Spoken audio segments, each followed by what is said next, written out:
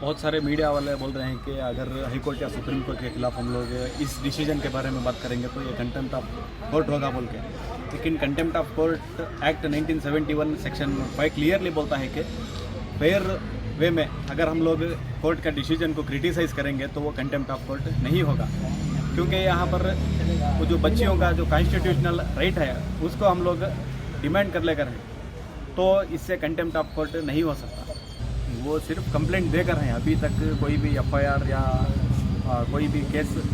होकर नहीं है अभी भी। वो जो प्रमोद मुतालिक बोल के एक जो आदमी है उसने जाकर एजी को एक कंप्लेंट दिया था, अभी तक वो कोई भी एफआईआर नहीं हुआ है कोर्ट में कंटेम्प्ट ऑफ कोर्ट बोल के,